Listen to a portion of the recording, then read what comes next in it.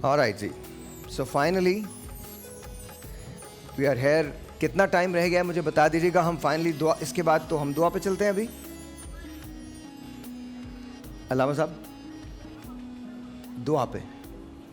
جمیل بھائی اب تو دوا کا موقع ہے نا. دوا کا موقع ہے, ہاں دوا کا بھی ہے.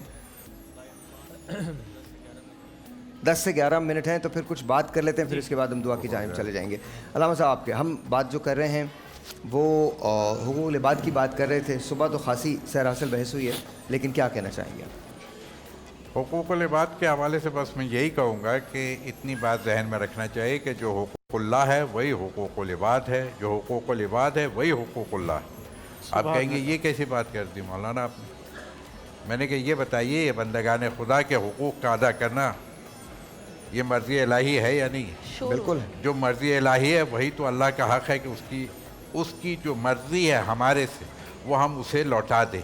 اور دوسری بات یہ کہ بندگان خدا کے جو حقوق ہیں یہ موقوف ہے, یعنی اس کے اوپر حقوق اللہ موقوف ہے. اگر آپ نے یہ زمین کا حق نہیں دیا, یہ ٹرانسمیشن ہو رہی ہے ماشاءاللہ سے, اب اس کے بھی حقوق ہیں, ہر چیز کی کچھ ہماری ذمہ داریاں ہیں.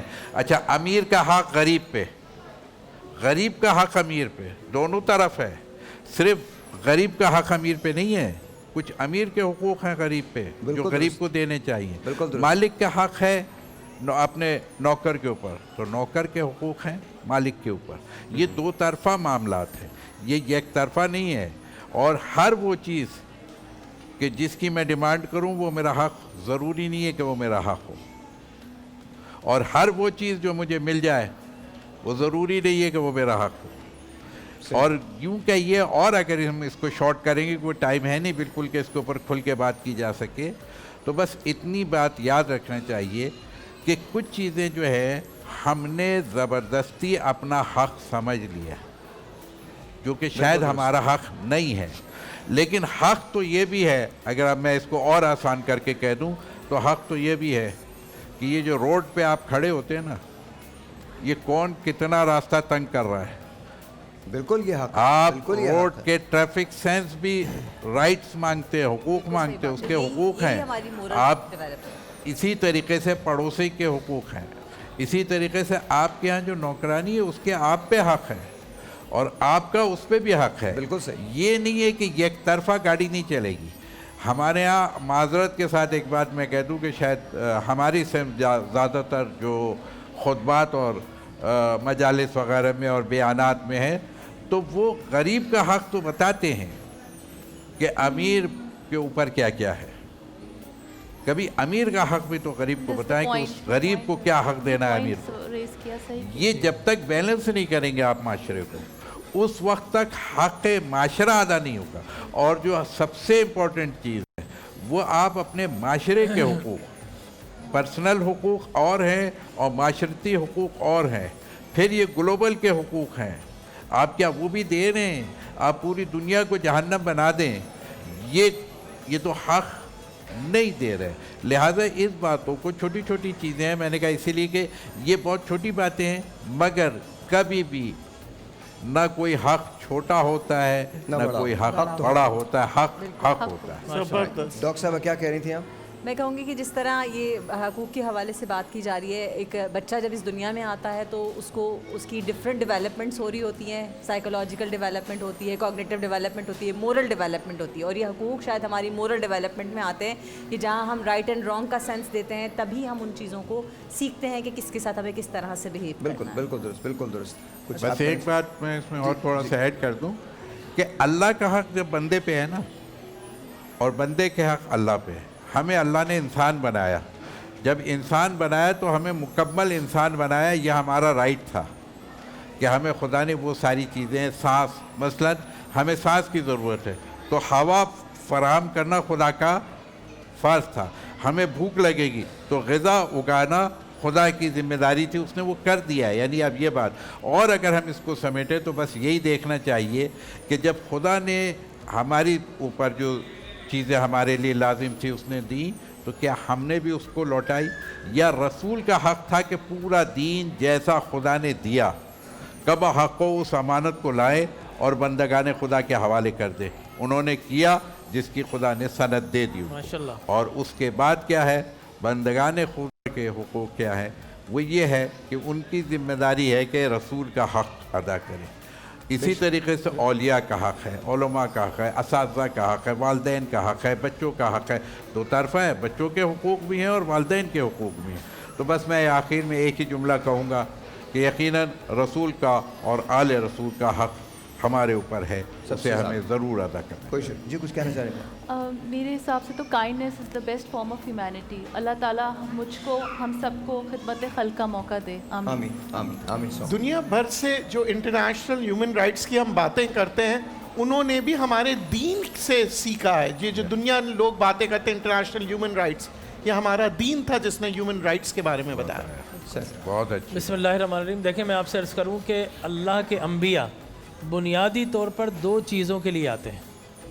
ایک تو مخلوق کو خالق سے ملانے کے لیے, اور ایک مخلوق کو مخلوق سے ملانے کے لیے. لہذا مخلوق کو خالق سے ملایا تو حقوق اللہ بن گئے, مخلوق کو مخلوق سے ملایا تو حقوق العباد بن گئے.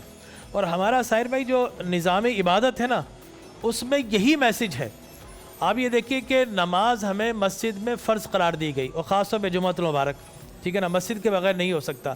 اگر ہم گھر میں نماز پڑھیں گے تو مخلوق خالق سے ملے گی, مخلوق مخلوق سے نہیں ملے گی. لہذا فرمایا 27 درجے اگر افضل نماز چاہتے ہو. کیا خوب ہے, کیا اچھا. اور پھر کس طرح ملایا. جمعۃ المبارک میں عجب منظر دیکھتا ہوں. جو غریب غربا ہوتے ہیں نا, ہم جیسے وہ اگلی صفوں میں پہلے آ کر بیٹھ جائے, جو جتنا امیر ہو وہ آخر میں آتا ہے بالکل خطبے میں. اور میں نے عجب منظر دیکھا کہ جب سجدے میں جاتے ہیں, غریب چونکہ آگے ہوتا ہے تو غریب کے جہاں پیر ہوتے ہیں وہاں امیر کی پیشانی لگ رہی ہوتی ہے. تو اللہ تبارک و تعالی نے کس طرح ملایا ہے. اچھا یہاں نہیں ملو گے, عید کی نماز عیدگاہ میں پڑھو, پورا محلہ آ کر ملے گا, ٹھیک ہے نا. اچھا پھر اگر یہاں نہیں ملو گے, حج پہ جاؤ, پوری دنیا کے مسلمان آ کر ملیں گے. اور عجب ملایا کہ نہ لباس پہننا ہے, نہ آپ نے قیمتی دستار لگانی ہے, نہ پرفیوم لگانی ہے, بالکل عام بن کر آؤ, ایک رنگ ہو کر آؤ, تاکہ تمہیں پتہ چلے کہ نہ کوئی بندہ رہا نہ کوئی بندہ نواز. تو اسلام کی ہر عبادت نے ہمیں ملایا ہے. اور ہم عجب معاملہ ہے کہ اللہ ملانا چاہتا ہے اور ہم ایک دوسرے سے جدا ہونا چاہتے ہیں. یہاں تو معاملہ یہ ہے کہ جوڑنے کی بجائے توڑنے کی بات کرتے ہیں. آپ نے بندہ و صاحب و محتاج و غنی ایک ہوئے, تیری سرکار میں پہنچے تو سبھی ایک ہی صف میں کھڑے ہو گئے, محمود و ایاز, نہ کوئی بندہ رہا نہ کوئی بندہ نواز. تو دس از واٹ اٹ از. اگر ہم یہ ٹرسٹ کر لیں, یہ بلیو کر لیں کہ ہم سب ایک ہیں, تو آئی تھنک ایک دوسرے کے حقوق ادا ہو جائیں گے. ایسا نہیں ہے کہ حقوق ادا نہیں ہو سکتے. جی کیا دکھا رہے تھے آپ مجھے, کیا لگا دیا کس نے؟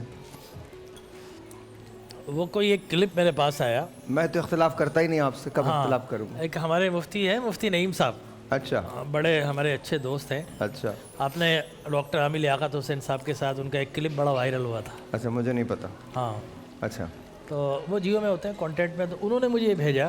اچھا, اس پہ لکھا تھا بڑی ہیڈ لائن, یہ کیا کر دیا, سائر لودھی نے علماء سے اختلاف کر لیا. اللہ تعالیٰ رحم کرے, میں نے کب اختلاف کیا, کس بھی عالم سے اختلاف کیا؟ اچھا مجھے شوق لگا, میں ایسا حادثہ تو کبھی نہیں ہوا ابھی تک. ایسا حادثہ ہو اور ہو بھی نہیں سکتا.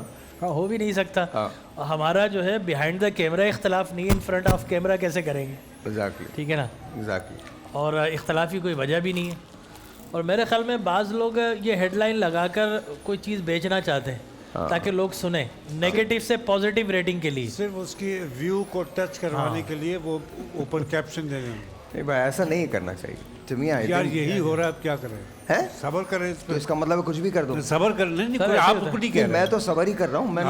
ہم بھی کر رہے ہیں. اچھا اندر جب وہ سنیں گے نا تو وہ حیران رہ جائیں گے, ایسا کچھ ہوا ہی نہیں یار, یہ کیا لگا ہے, اندر کچھ اور ہے باہر کچھ اور. پھر وہ برا بلا کہیں تو ہماری ذمہ داری نہیں, بولیں گے 5 منٹ ہمارے ضائع کر دیے. 5 منٹ ضائع کر دیے, لیکن 5 منٹ میں اس نے کما لیا. یہ ہے وقت کا بھی ایک حق ہے. یہ جتنا بھی ہم کام کر رہے ہیں, آیا کیا اس میں ہم اس کا حق اس کو دے رہے ہیں یا نہیں دے رہے, یا لوگوں کا جو ہم ٹائم لے رہے ہیں وہ حق دے رہے نہیں دے رہے. جیسے یہ بات کی ابھی کہ اسی طریقے سے نیگیٹیوٹی جو آپ معاشرے میں کرتے ہیں, مسلمانوں کو سچ پہنچانا یہ بھی مسلمانوں کا حق ہے. جی, اس مسلمانوں کو سچ پہنچانا یہ بھی مسلمانوں کا ذمہ داری حق ہے. جیسے میں نے اس وقت بھی عرض کیا تھا کہ رسول کی ذمہ داری تھی یعنی اللہ نے امانت دی کہ بندگان خدا تک پہنچائیں، تو انہوں نے اس حق کو اسی طرح سے منوعاً پہنچایا.